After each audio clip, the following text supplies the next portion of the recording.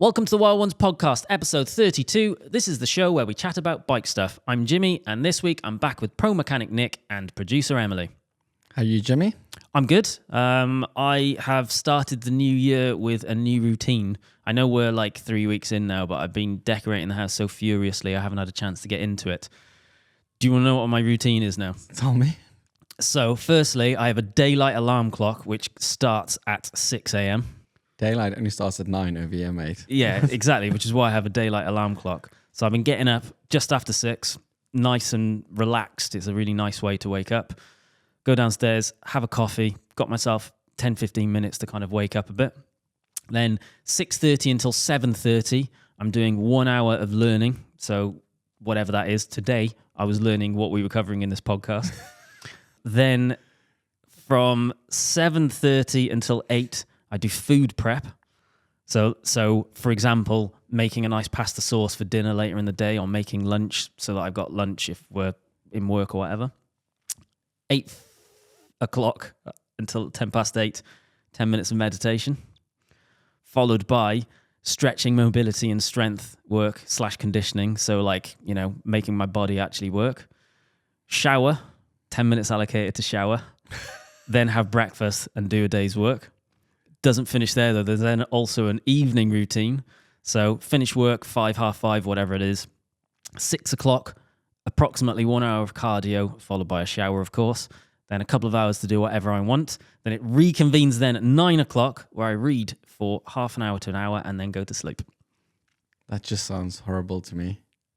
I wake up and fight a toddler from 4 o'clock in the morning until I finally get passed off to somebody else and then come right to work. I've just remembered there's a bit I missed, I think at 7 o'clock, where I have allocated time to play with the dog for about 20 minutes. Proper new year, new you. Isn't it? Yeah. How long will it last though? That's the question. My only New Year's resolution for last year was to learn how to wheelie properly, maybe do a bigger bunny hop. And well, obviously I've had to roll that on over to 2024 as well. So we start again.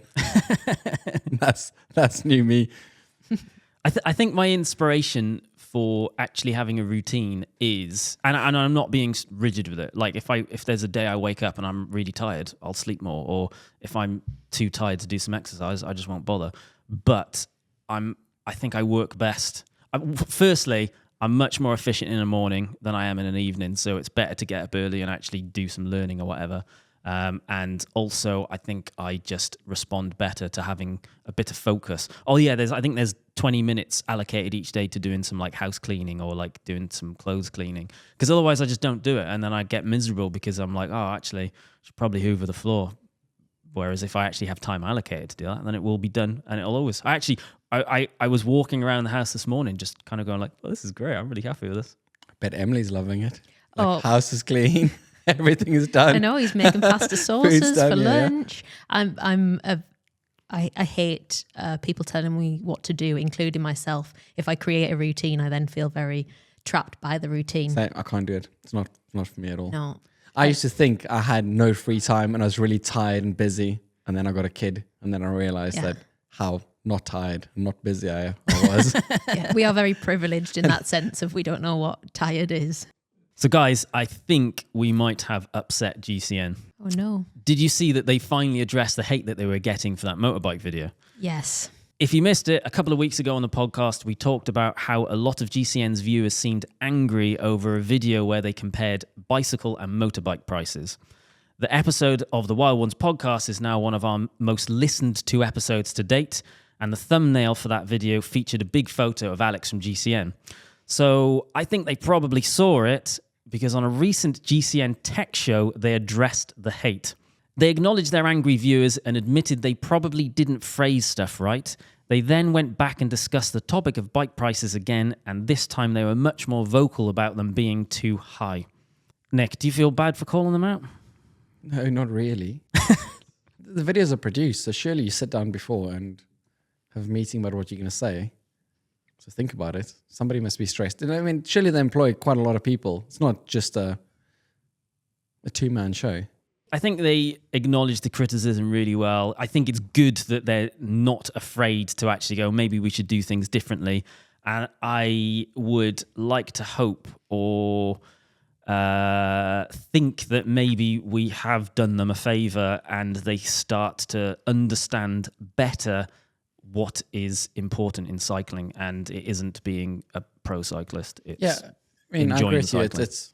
I don't blame them for it. It's one of those things when we'll get things wrong because you live your life the way you live. Or, I mean, for instance, I haven't paid for a bike in years and years. The only reason I know about the price is because I sell bikes to people, where if you're an ex-professional cyclist, you're not an expert on that topic because you've not paid for it. So you don't know what those things When's the last cost. time they actually had to consider the price of a bike?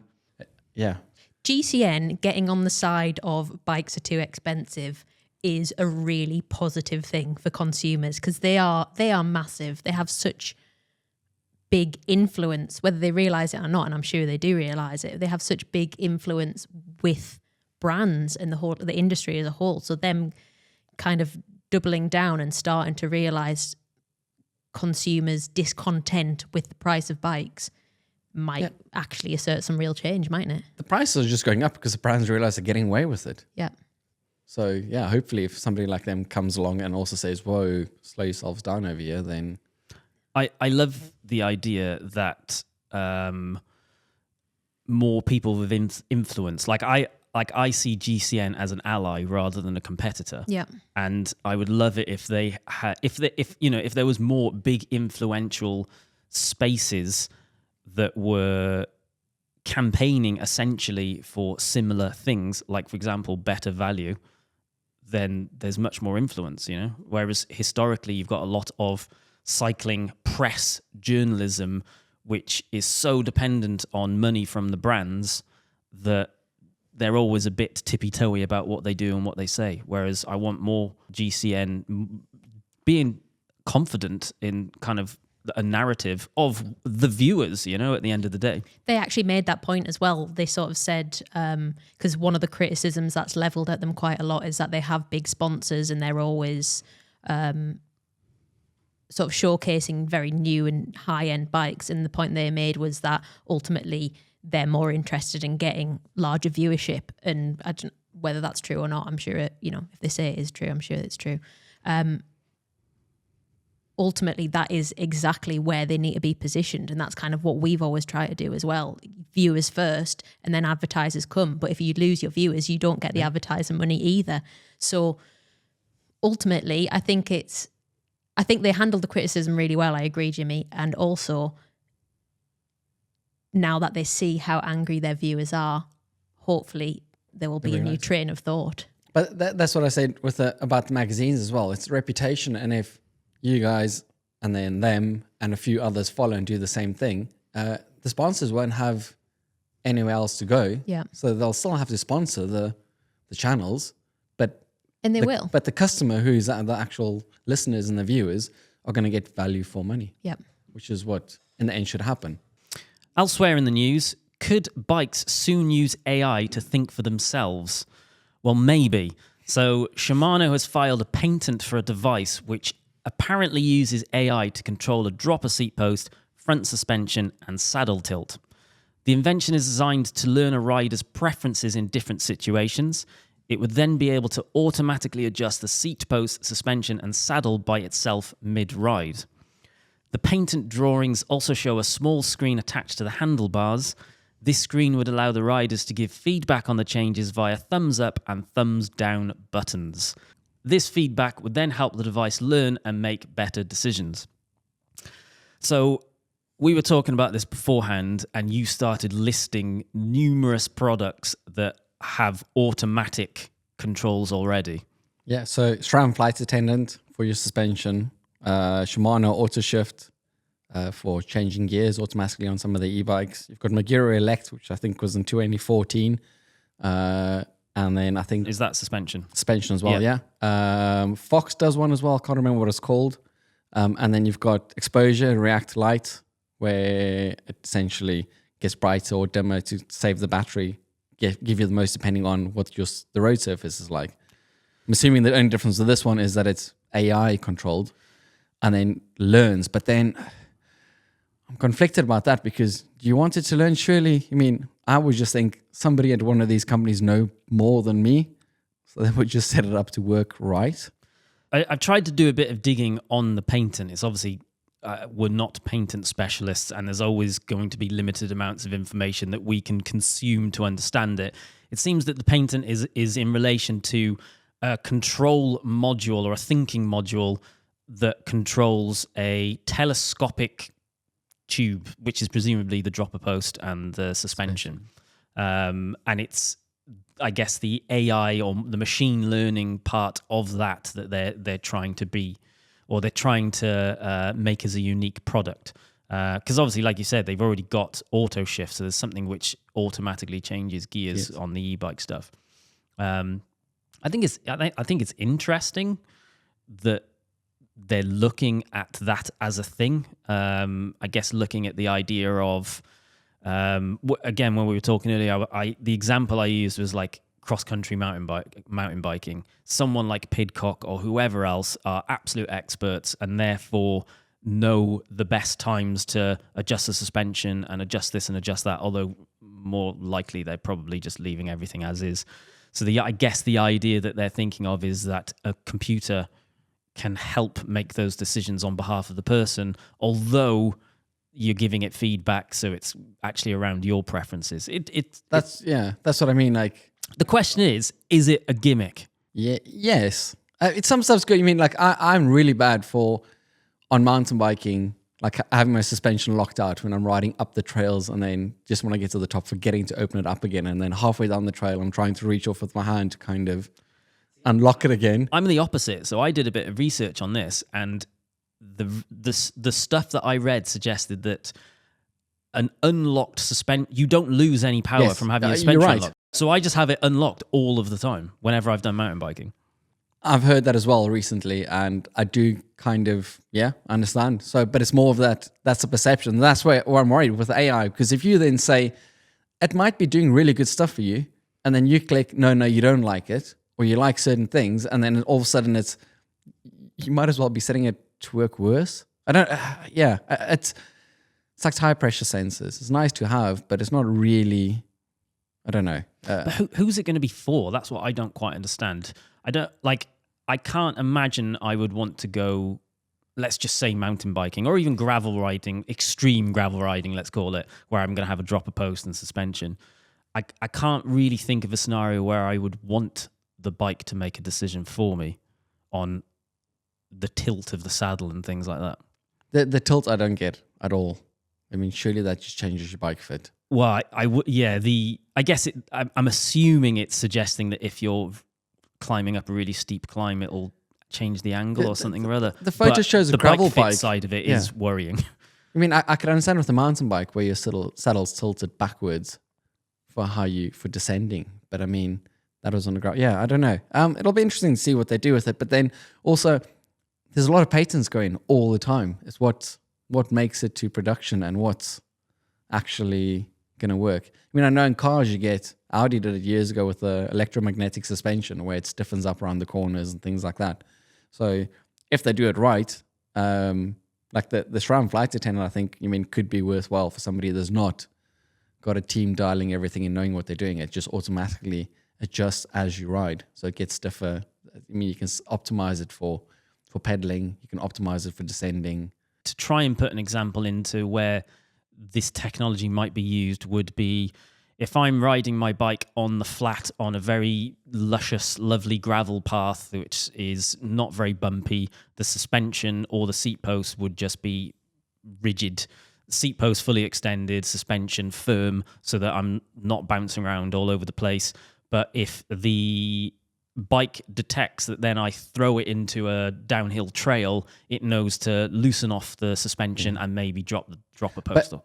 But even with that AI, I think the other systems like the Fox and Magura and the SRAM already does that. Yeah. Because it just essentially can monitor. I mean, it's the same as, for instance, the exposure light. That's just got a sensor in that, like accelerometer, so it realizes whether you're climbing or descending and how rough the terrain is, and based off that, it makes the light either brighter or dimmer. Right. There's clever stuff out there. It's just I'd be more interested in gearing, and to see for people that are training or racing. It's not me, but Francis and James and all of them lot, where similar to turbo trainers, but you've got erg mode. So let's say you have to ride at a set amount of watts where your gearing is controlled, or cadence and things like that, to kind of, so not for performance, but you'd still have to have something like the like a planetary gear, or what's the classified wheel, something which can change under load, because otherwise you might be, pushing 350 watts or doing a sprint, and all of a sudden the gear changes. If it's a traditional front mech, rear mech, you might be out of the saddle doing a full effort sprint, and all of a sudden it decides to change gear, which is not going to be a good idea. But I don't think you need AI for that. You would just need, computers could do that already. Your Garmin knows whether you're standing or seated. If you've got power meters, the power pedals, the rallies. So there's parameters you can set without the AI thing. I think the extra bit that gives you is that it's going to learn from what you're doing. But then it's, I don't know how. There's a learnt in terms of how does it make it better. Surely it'll know from day one. These big companies will be able to set it up to be optimum. Somebody like Pidcock could probably outperform it, and then it could learn for him. But for me, it's gonna tell me I'm wrong. Well, no, because it would learn from you. Yeah, what not to do. So for me, I think generally AI is being used as a marketing gimmick. I had a conversation. I can't remember if I think I've told you about this, but I don't think we've ever discussed it on a podcast. So a friend of mine, a really good friend of mine, works for a very, very large tech company, and one of his specializations is AI and all of the genius that stuff does. And I had a conversation with him about AI, and I was like, is it something we need to be concerned about, or what even is it? Like what's the big deal? And he basically said, basically everything that we know about AI as we normal people, consumers, isn't AI. It is machine learning, which is a completely different thing. It's not actually artificial intelligence. It's just an algorithm, a very complex set of algorithms where it learns a preference and then applies that preference, which is not AI. And as a result of that, I just feel like it is just the new marketing buzzword. It's like, it's an AI this and it's an AI that. It's not. It's just a very complex algorithm. Yeah. Did you see UAE Team Emirates kit supplier was left a little embarrassed this week? So the team has revealed its new 2024 kit, and clothing sponsor Peace have been busy selling replica kits. But they accidentally printed the logos upside down on the legs of the bib shorts and sent them out to customers without realizing. So they had to recall the whole bunch. I don't think it's too bad. For my bike rides, most of the lads are upside down most of the time, so it wouldn't be an issue. It'd probably work better. As someone which has historically owned a kit manufacturing company, I can definitely appreciate that errors and mistakes do happen. There has definitely been times in the past where kit has arrived, things that we've ordered have arrived and they've just been wrong. But that is always why we had very strict in-house quality control. In addition to factory quality control as well, we would still do loads of stuff even when it arrived here. So presumably, if the fact that this has happened, it does happen. The issue, I guess, is that someone hasn't checked it before it's left the building, or they did and they thought it was good marketing. Perhaps. Good bit of PR. Yeah, true. Although it isn't perhaps for the clothing brand. Yeah, it's an easy mistake to happen with. I remember when we still owned Atticus poring over kit designs before they go to print. And then obviously once you signed it off, someone then on the other side is putting that onto a printer and printing it out. So I was at Restrap last week sewing bags together, and it's stressful sewing things. So tell us what you found out about Restrap. Anything interesting? It's quite impressive, the setup, how they do everything in-house. And it's all in Yorkshire, is that right? Yeah, in Leeds. Right. In the city centre, yeah. Very, very, very impressive how it's all started as some kid in his basement making, not in his basement, his back room, making pedal straps. And then his mom helping out with some stuff. And now it's a massive company that makes all these things in the house. And it's quite good because they'll have meetings where they can decide on a new product and then just print out some fabric and make something, test it out.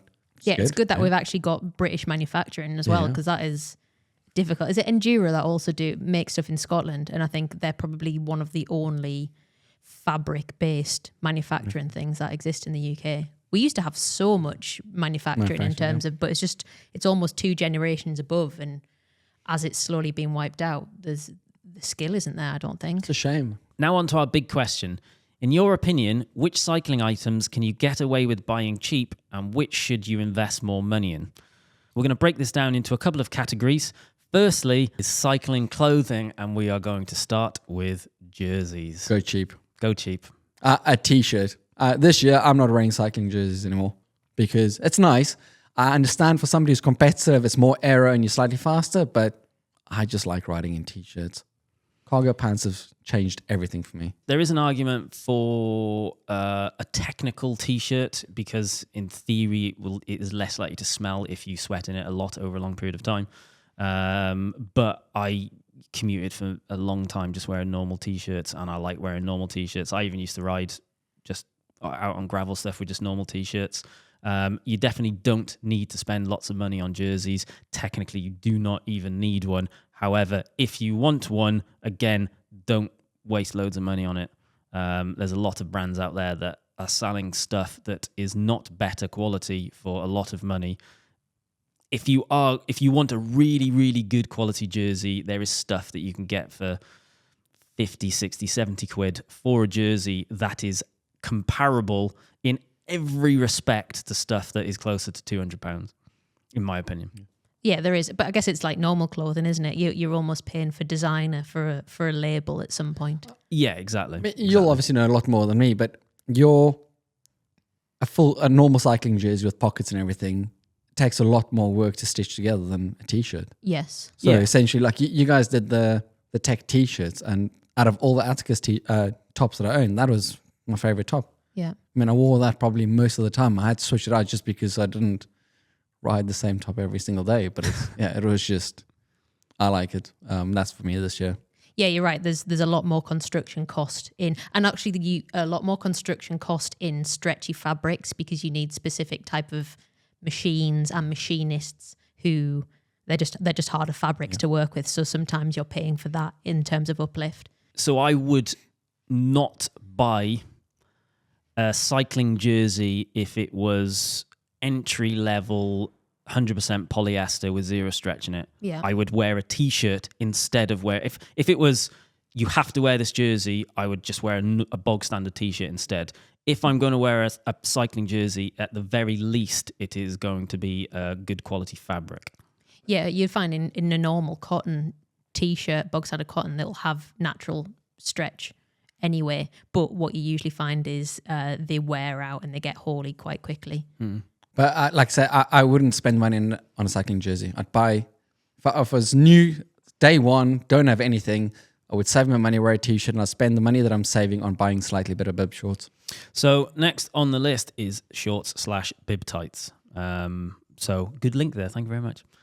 Back in our Atticus days, when we used to occasionally get emails from people that are new to cycling, and one of the questions they would ask quite a lot is, what do I need? What's the minimum amount of stuff I need? And we would always tell them the minimum that we recommend is a good set of bib shorts. You don't need a jersey, you don't need the other stuff, but a minimum, a good pair of shorts, in our opinion, is the minimum. And it's definitely, for me personally, I would rather not wear bib shorts at all and wear jean shorts than wear a pair of shorts that doesn't work for me. There is an element with shorts, there is an element of personal preference. So some people will just not get on with certain pads. I'm very fortunate to know specifically which pads across every single proper known pad manufacturer in the world, which ones of them work for me. So I would be able to look at a pair of bib shorts by any manufacturer and know just by looking at it whether I'm gonna get on with it or not. Yeah, I mean, the bib shorts are different to jerseys. It's not a thing of performance. It's a thing of not getting chafed to pieces and being comfortable on the bike. If you can't sit down in your saddle, you're not going to enjoy riding your bike. When we're talking good, so you're both going with investing, but you're not necessarily saying buy the most expensive pair. God, no. Good and most expensive aren't necessarily unanimous, are they? Synonymous. That's where the industry's gone really wild at the moment, I think, is because when I was starting cycling in the late 90s and early 2000s, ASOS was the gold standard, and they were really expensive bib shorts. Where now, almost everybody's bib shorts cost the same, if not more than ASOS. And it's, well, they still make really good bib shorts. How much is an ASOS short these days? Good. A Miele is £125 full retail before any discounts. 125. 125. Good And price. they are, I don't know if they're good. They probably are for some people. they are excellent comfort. I mean, in terms of, I've never had anybody ride one that didn't like it. But obviously, I don't even think you need to spend that much. But it's, yeah. But then there's companies spending 400 quid for a pair of bib shorts, and you think, That's mad. mad. And that only, yeah. What I can tell you, and is probably something that shocks most people, is that quite often the manufacturing of shorts is in line with jerseys. So there isn't that. So you'll find, Rafa's a good example. There's a point where their jersey, this is a while ago mine, they used to sell a jersey for about 120 quid and the matching shorts are about 190 quid. But the chances are the manufacturing of those shorts cost about the same as that jersey. Yeah, you make a higher profit margin on shorts. Yeah, so there's just categorically a higher margin on them. But that's mental as well. If you think about, generally it's black shorts, where jerseys have to do loads of colors. There's more size runs. There's more different, and it's like, to stock bib short. I mean, I don't know. You probably know it's easier to stock bib shorts than stock jerseys, because you can go safe and do 2 colors of bib shorts, but you can't do 2 colors of jerseys and be like an actual brand. It's only recently that people started doing more colored bib shorts anyway. Mm-hmm. But you sell them less frequently because of that as well. Most people will have, say, for example, a set of shorts or 2 sets of shorts and multiple jerseys because of fashion, I guess. You know, you want to wear something different. So although you make a higher profit from your shorts, you're selling, in a lot of cases, less units than you would. So Should we move on to the next one? yeah. Rain jackets. I just don't think any of them work properly. This is something I've been looking into recently, because I've been wanting, since I've moved to England and being cold and wet all the time, decided I'm going to get a proper rain jacket. And I'm busy riding one that costs £450. And it works amazingly, but it's just not worth the money. And I know if I was to go do gravel with it, it'll just tear on the first ride. I think people make the mistakes of trying to get rain jackets that are really tight fitting, that's made for professional athletes in racing, so it's more aero. I think if you go back to more the mountain biking style, where it's a bit more baggy, you don't have to, I don't know, I might be wrong, but I don't think you have to worry about the breathability as much, because the air can flow in from other spaces but still keep you dry. All my mountain bike rain jackets work better than my ones that cost 4 times as much being a road. Yeah. So my opinion is a rain jacket is the space where you invest. You cannot get a good rain jacket that isn't very expensive. It doesn't exist. Yeah. Well, you mean, like I say, you don't need it as often and you can keep it for much longer. So yes, do invest. Don't buy something, because if you buy something cheap and it just, you get wet, then it won't work. It won't be a rain jacket. I do think, be smart on how you spend your money. Don't be just, if you're not going to be racing, don't focus on buying one that is mega tight fitting. Rather get something that's going to work slightly better in terms of keeping you dry, but it's maybe a bit more baggy. But that's, I think for me, that's part of the problem is a lot. So if you are under, so there's a water rating system for fabrics.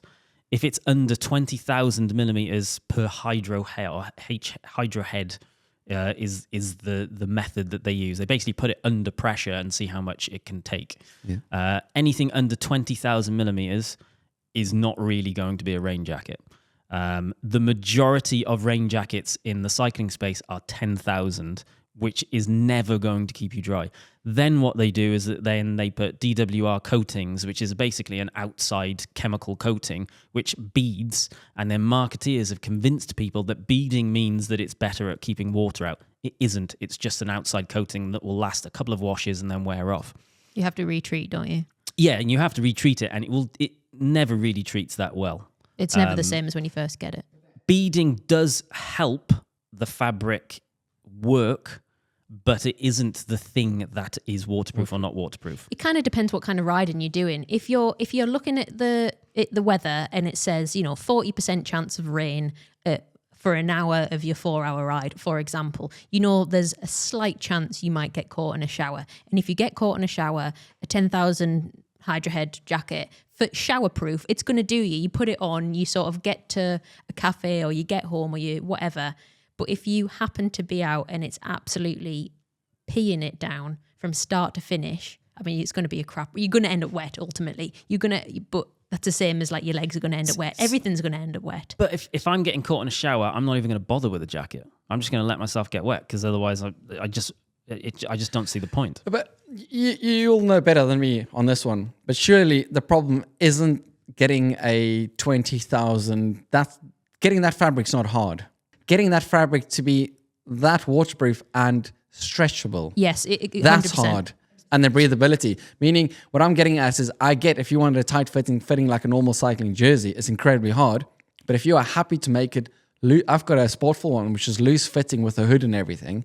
It doesn't stretch at all, but surely it's much easier to make something like that. Yeah. It's more waterproof. You're completely right in the sense that if you have a look at outdoor equipment, if you go to any sort of outdoor warehouse, you will find a lot of really, really good, fully waterproof fabrics, and you can get access to them. Usually they're insanely expensive and you have to buy them by the massive roll. But if you're a big clothing company, you would be able to do that. But you're completely right in terms of what a person's stance when they're standing up versus when they're leaning forward on a bike. You're stretching in a completely different way. So you either have to have stretch in your fabric or you have to make it really baggy, which doesn't market very well. It doesn't sell very well because everyone thinks they need really tight. And yeah, the other problem is breathability. The more you close up to water, the more you're going to close up to air coming out as well. I mean, my 450 quid jacket folds down to like the size of half a sandwich. Yeah. I'll fit into my pocket, which is perfect does everything. It's over 20,000. Definitely something to look for in a jacket is taped seams, because your fabric can be as good as possible, but ultimately your seams, there's basically a hole where every single part of the seam is. So if the jacket has taping inside it, it basically patches up those holes. So it's going to be a better product. We're actually quite passionate about rain jackets because we spent 6 years developing a rain jacket model. And we never produced it, did we? Absolutely beautiful. I love that model so much. I mean, yeah, we've got so many samples of it and we were never, ever, ever happy with it to release it. Well, the main issue was that we used the same fabric as outdoor shops were using, but again, it was insanely expensive and you had to buy it by massive rolls and ship it in from Japan. And it was very, very, it wasn't very viable for a small business, was it? And we just didn't want to produce one that was rubbish. And Jimmy never rode in the rain, so didn't get a chance to test it. It was going to be something like 70 grand just for the fabric. Oh yeah, it's a lot. Other accessories like arm and leg warmers and gloves. And I am, do you know, so arm warmers, leg warmers, buy the cheapest ones possible because you're not going to wear them that much and you just want to keep yourself a bit warm. Gloves, for me, especially highlighted by what you showed me earlier, it's the same sort of thing as the rain jacket. The outside of cycling world have better stuff than the cycling world. So I would now, for a rain jacket, probably not wear a cycling one. I would probably wear a running jacket and gloves. So gloves. Ski gloves, for example. No, but it's not even that. Gloves is a difficult one because from a bike shop's perspective, we would always tell people you can't get a good form-fitting waterproof glove and warm weather glove, because the waterproof ones are usually neoprene and they're only warm when they're wet. If it's dry, if it doesn't rain and you're wearing them, your hands are going to be cold. And then really warm gloves tend to, if they get wet, your hands are cold again. So it's a bit of you need two sets of gloves. I've recently bought a set of... Do you actually want to tell everyone this, or you want to keep it secret for a bit? I mean... No, don't gatekeep it. Tell everyone. I know how you like keeping hold of this info. I've been testing it at -4 this morning. It's unreal. I bought a set of cold storage waterproof gloves off Amazon. Cost 13 quid. Fully waterproof, fleece lined inside. My fingers were nice and warm today. And it's not a thing of waterproof to what we were talking before. It's just 100% waterproof. Like just fully sealed. Fully sealed. Stick it into a swimming pool and take it out. Your hands are still dry. Obviously, if you stick it in too deep, it'll come on the other side. But it's £13 on Amazon. You showed me them earlier and I'm almost certainly going to get some. And they're mega grippy as well. So you'll never slide off. You don't even need handlebar tape with them. So... I've spent so much money on gloves over the years and I've got rubbish circulation. My hands always end up cold. I've never found a solution that works for me apart from heated little handy things, which are rubbish for the environment and I hate using them. So I just let my hands get cold these days. But those gloves you've got, I'm going to give it a go. So... the next one is actually somewhere where I would be comfortable spending more money on is a multi-tool for your bike. And my argument for this is I'm comfortable spending, like 30, 40 quid on a multi-tool rather than like 5 or 6 quid. And the main reason for that is it sits in a bag most of the time. I want it to be of stainless steel or coated in a way that it's not just going to rust up, because inevitably it's going to be sitting in a damp, dingy bag for most of the time. And when I need it out on a ride somewhere, I want to pull it out and it actually works rather than being all rusted. 100% buy good quality for that. Example? Toe Peak. Whatever Nick sold me last time. Toe Peak Chibi 18, because that's if you've got tubeless type. Once again, with this, you have to look at what your bike needs. Don't just buy, because a company like Toe Peak will do loads of different multi-tools, and not all of them can work for everybody. The one we use, the Chibi 18, is really good if you're running tubeless, because it's got a plug tool. It's got a little knife to cut off the extra bits. It's got T25s. Obviously, I can go in and in, but first look at what you need in your bike. Speak to your local bike shop. Ask them what. Last one in the section of tools is tire levers. Pedros. So I think you don't need really, really expensive ones, because then you probably end up buying metal ones, which I would definitely never, ever, ever use. You don't want to go so cheap that they just snap. There's kind of like, but you can get really good tire levers for like a couple of quid. There's Pedro's started doing the tire lever. It's a slightly fatter tire lever that's very popular. And then I think a lot of companies have copied them now. But if you look at Pedro's tire levers, that's the gold standard, I would say. Next, we're going to look at some accessories, and we're going to rattle through them because we've been really dwelling on this one. Can I do the first one? Bike lights. Buy good bike lights. Invest. 100% invest. Just because it's batteries, things are going to landfill if you just waste. You can buy a cheap light, it lasts a year, then the battery doesn't work well anymore, and it's just not worth it. Also, you want to see where you want to go. Well, exactly. It needs to be good enough quality that it actually works well. I'm going to plug them here, but my exposure lights, I've got Graham that rides with me, he's had the same lights for 11 years now. They still work. And at some point, the battery is going to not work that well. You can send it back to them and they'll recondition it for you. It costs pennies. They are expensive, but they're good, aren't but they? the recondition, if you take over how long it lasts, it's unreal. I was talking to Chris Hall about exposure lights literally a few days ago.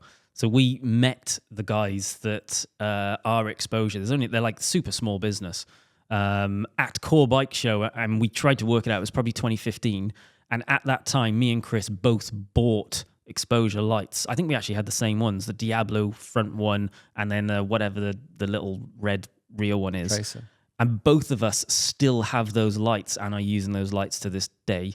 He has sent his front light back once where they did a battery. Did they replace it or recondition it? They reconditioned the Whatever they do to it, they fixed his. I could probably do with getting my front light done, but they all still work. The only issue is I keep losing my charger.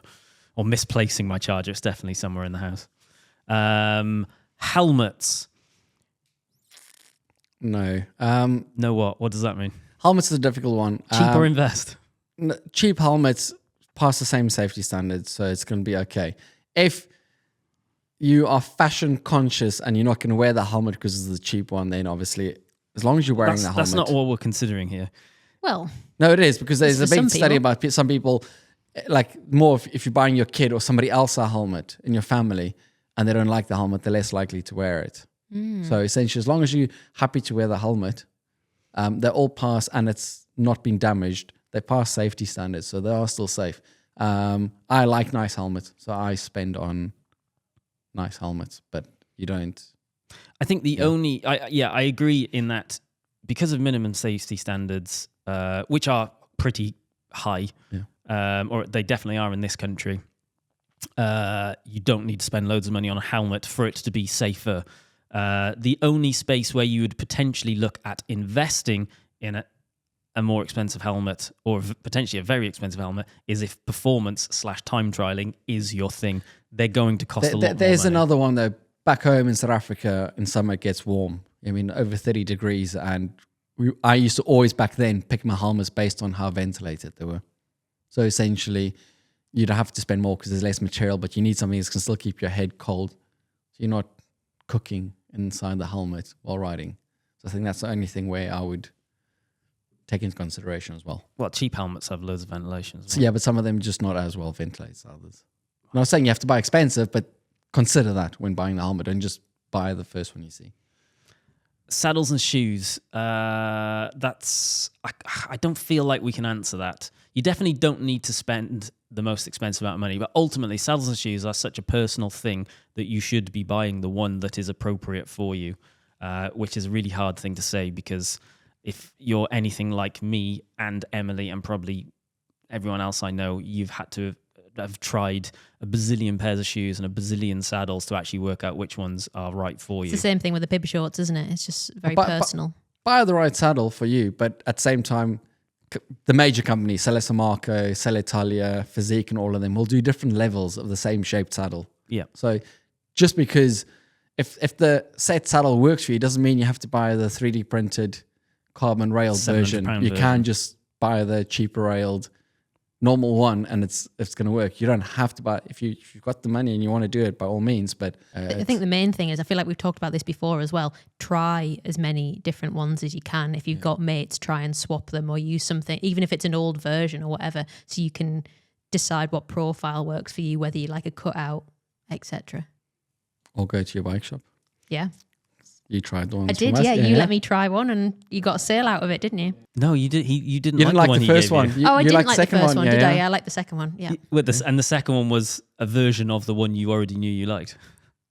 But it's good. But then you know. but it's good to know, because I mean, I rode the same shaped saddle for years and years, and I thought I was always fine. And then I only swapped when I test rode a different bike with the saddle on. That is exactly what happened to me on numerous occasions. Is I was like, oh, my saddle's fine. I don't need to do anything else. And then for whatever reason, you end up trying another one. You're like, oh, actually, that's better than what I thought. I've now got a new standard of what's nice. 20 years of riding the same saddles, thinking they're perfect. I've never had any issues. And now I could never go back to them.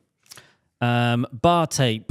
Cork tape is the best tape. It doesn't last as long, but you don't need to spend loads of I money. hate cork tape. Yeah, but it's just... The point you don't need to is, spend the money. You don't need to buy expensive tape. Tape is just tape. Inner tubes, I'm kind of the same thing. You definitely don't need super expensive tubes. But don't buy too cheap. We had an issue with the shop where when I first opened, there was inner tubes that cost 99 pence an inner tube. Yeah. And out of the 500 we ordered, about 200 split within the first month. Ooh. That was a massive issue for us. Just so thin. They're just not very well made. And then it's got to do with the butyl content in the inner tube. So I'm not saying buy expensive 30 quid silly tubes, but just don't buy the cheapest. It's like the 4-5 quid mark, isn't it? Or maybe that's more like 7-8 quid. If they've got a cheap one, just buy one up. Yeah. Because you don't want that inner tube that's in your saddlebag when you need it to fail straight away. Because it's pointless. Sealant. Sealant is not all made equally. No, good sealant. You need to buy good sealant. Invest, because of it's and don't fall for the marketing, because some really expensive sealant or really well marketed sealant isn't any good.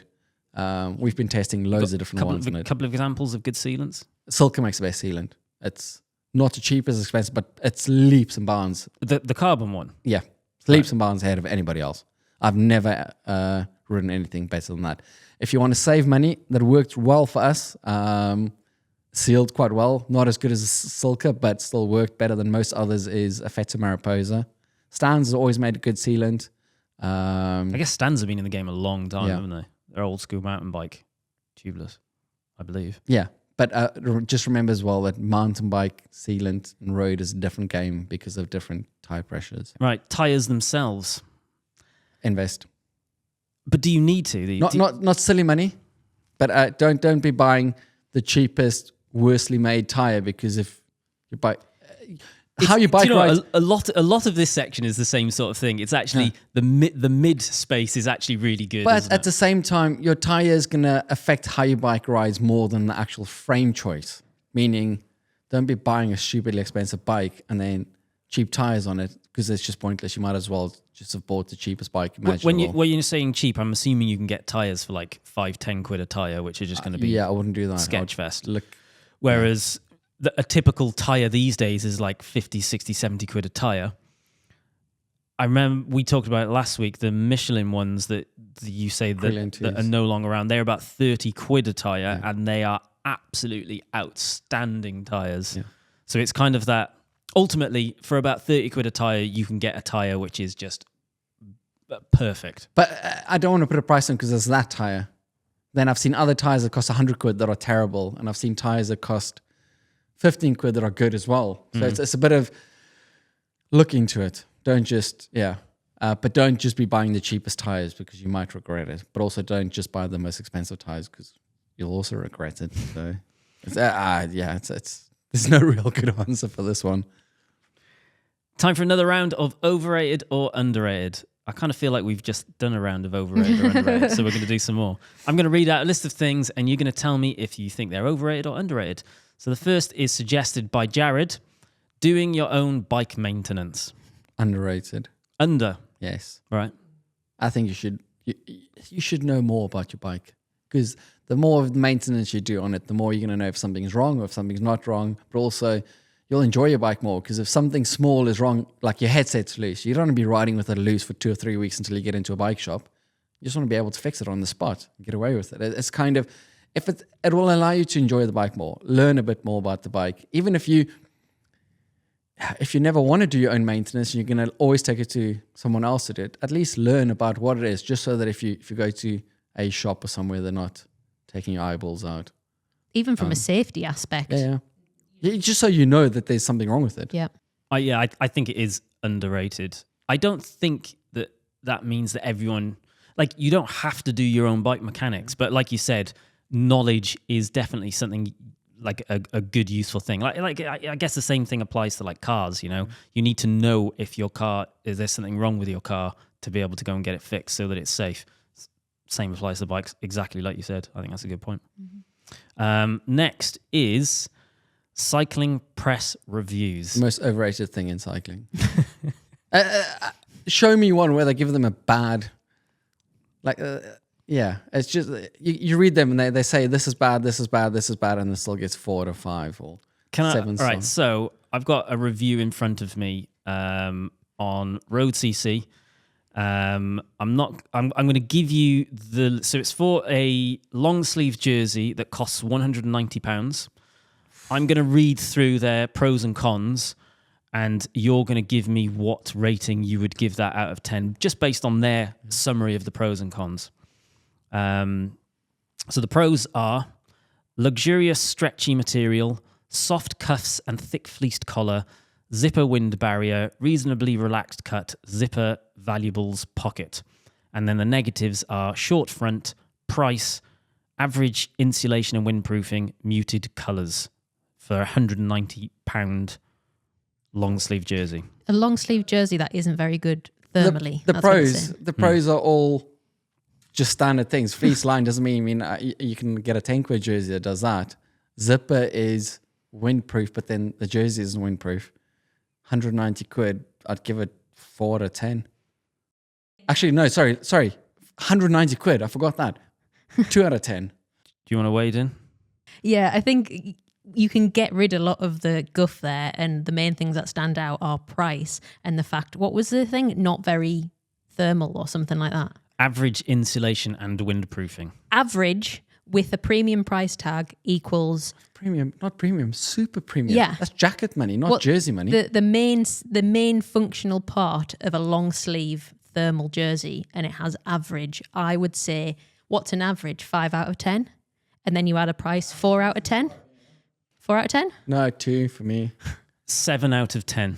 Because it's not an average price jersey, so it can't even form the average category. Yeah. Because that's exuberantly more expensive jersey. Yeah, if you were getting average performance for average price. If I paid average, then 5. Yeah. But that's the thing. But then show me a single review where it's 5 out of 10. What was the jersey? So I'm getting really worked up about We'll this. lead up into that in a minute. Okay. So I personally think the main issue that cycling press reviews have is they almost discount the price, although in every single review would say it's too expensive. But then they don't factor that into the actual star rating. And I hope it isn't because they're thinking about keeping brands on side because they need to advertise to them. It's just the whole structure is just absolutely rubbish. They then have a blurb about how they test products, which is just kind of like in general, and it basically says they'll just test it as long as they need to gather insights, and they do their best to have a score that reflects function value. There is not a single chance that this review reflects that product. But when you consider that they are factoring in value. It's I think outrageous. I might be wrong in this. I should have probably studied this before, but Tour magazine is a German cycling magazine, and they do like best bike in the world every year and things like that. But they actually penalize brands. If your brand says a medium frame set weighs 987 grams, if that thing weighs 960 grams or 1,000 grams, they penalize them because you've given the wrong information to so they actually cut the frames up and they get into depth about everything about it, and then essentially it's a rating system, and at the end that's a score. It's not a thing of... Yeah, it's far too generic, isn't it? It's like they're forgetting who their consumer is. Having worked in traditional press, not cycling, but traditional press, there is a massive issue with consumer journalism, and that is that there is such a close relationship between the journalists and the brands, whether that's the brand specifically or via PR agencies, because ultimately places like Road CC, it's not just them, but places like Road CC rely on click-throughs to sell adverts. So therefore they need eyes on stuff. So the more reviews they can build up like this, the more eyes they're getting on stuff. So therefore they need products to review. Therefore they need to keep a good relationship with brands and with PR agencies. And I think, unfortunately, whether you realise it or not, that can skew what you're saying. You know, if they give a 4 out of 10, are whoever this brand is, are they going to give them stuff to review next time? You know, whereas you can give a 7 out of 10, which seems fine if they just look at it on the surface. They've given some negatives, but it almost seems like as a consumer you have to read between the lines of what that review is actually saying, doesn't it? Yeah. So should we move on to the next one? Yeah, go on. Leading on from our previous one, Paranormal Studio cycling kit. Overrated. Is that what the jersey was? It was, yeah. Oh, Well, then it's overrated. Once again, you guys will be able to say more about this, but yeah, it's so expensive.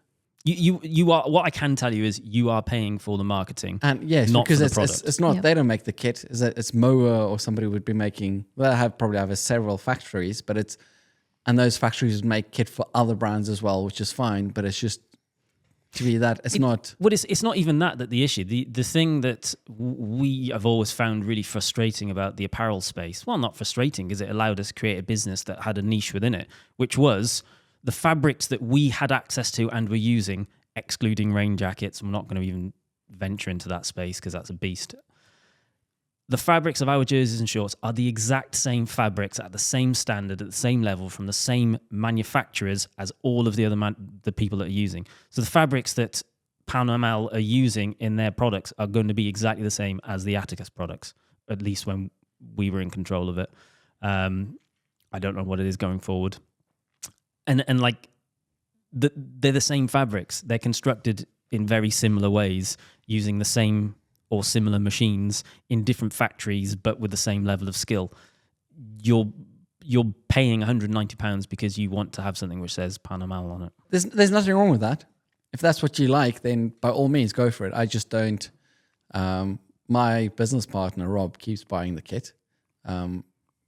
He buys a lot. He sends a lot back because of different sizes and things. And the thing is, because there's not, they're not always the same size and things but he likes it. He likes spending the money on it, and that's fine. If you like wearing it, by all means. I think the most interesting thing is they have claimed the space that Rafa used to hold. Rafa it didn't have their core range. They were very, very premium at a time when no one else was. Mm-hmm. And they got a reputation, which I think they've tried very hard to get out of, as being this like elitist thing. You know, the RCC club and all of that. It was elitist. And they've tried really hard to get away from that. And it's like Paranormal have gone, okay, well, we'll be that space as well. But it's like, it's Gucci, isn't it? It's any sort of designer. Mm-hmm. It's just, I watched a really interesting YouTube video the other day that was talking about why designer stuff is no longer for the mega rich. It's for the middle classes, and it's about a display of wealth. And that is ultimately what it was. And there will always be people who want to have that display of wealth.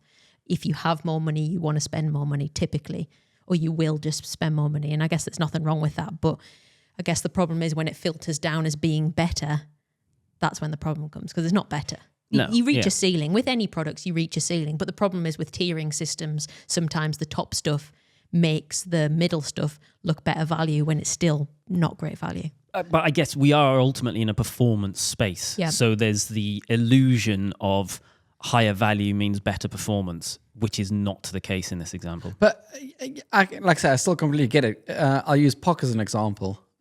They do kind of technical shirts for mountain bike stuff. I like wearing them, but I like the ones with the bold white POC written on it because I like the look of it. So I wouldn't buy the ones without the bold white print. And that's purely, it's not a thing of technically better or anything like that. It's, You also don't buy them. I buy some of it. Andy does help me out from time to time, but yeah. Next, we have cameras on bikes. Underrated. Massively, massively underrated. So this is one of your. So do you mean like a GoPro on the front of your handlebars? Well, yes, or something like the Garmin Varia on the back or the cyclic computers on the back and on the front. Just for in terms of filming people close passing. I don't know what it's like in other countries, but in this country, if a car passes you within 1.5 meters, they're breaking the law. So actually, when you're talking about cameras on bikes, you're specifically mean Safety. It's a safe, not like to make a vlog about. Oh no, something rather. It's all about a safety tool to be able to record other users so that you can report them if needs be. Yeah, I mean, obviously that sounds terrible the way you're saying it, but at the same time, I think the only way it's going to... It doesn't sound terrible at all. If someone's breaking the law, then you have the right to But it's more of a safety thing. Is I think if you were to ride in a city, a busy city, and you've got, let's say Newcastle's not a big city, but if we had 100 people over here with the cameras and they're regularly reported drivers that are close passing or driving dangerously past them, at some point, nobody's going to know which bikes have got them on and which don't. And I think it's just be a safer place because it's the same thing of a way, if you know there's a speed camera, people always slow down for it. Mm-hmm. But in this scenario, you wouldn't know where these cameras are. Yeah, I'm you with can you. say every cyclist, and people will be a bit more considerate because they'll realize you close past them, it's going to hurt because you're going to have to pay a fine. I'm with you. Definitely underrated. Keep sending your suggestions to wildonespodcast@cademedia.co.uk and we might read yours out on the next show. So next we have Fluff Up of the Week.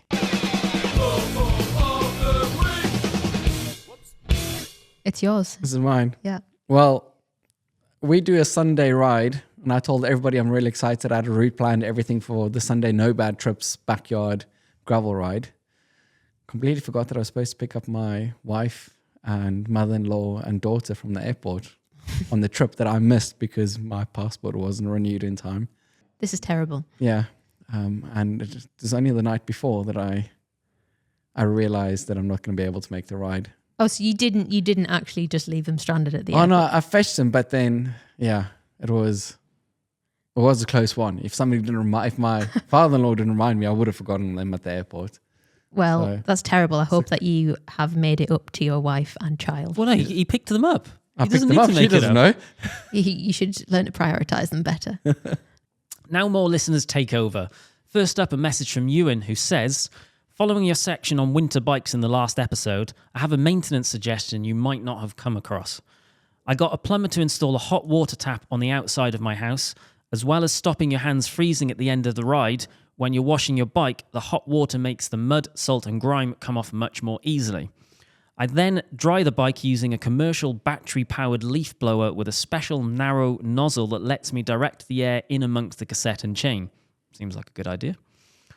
Hot wash and blow dry and oil the chain is now more pleasant at the end of a winter ride. That does sound like a joy for the bike. I've just had a hot water tap fitted in the bike shop for washing bikes, and it's unreal. It works. I mean, yes, it's nice and warm, but it's not even that. The bike's so much easier to wash. Blow dryer, obviously, that's genius. Would it actually? I guess it displaces the water. I like it. I like it. I definitely like it. 100% thumbs up from me. I would like an outside hot water tap. I think that is a definite good idea. Keep sending us your stories, questions, and fun stuff to wildonespodcast@cademedia.co.uk. If you like this episode, please take a moment to leave us a 5-star review or leave a like and comment if you're watching on YouTube. It doesn't take long. It helps us to boost the profile of this podcast and to continue to put it out for free. Catch you in the next time. Goodbye.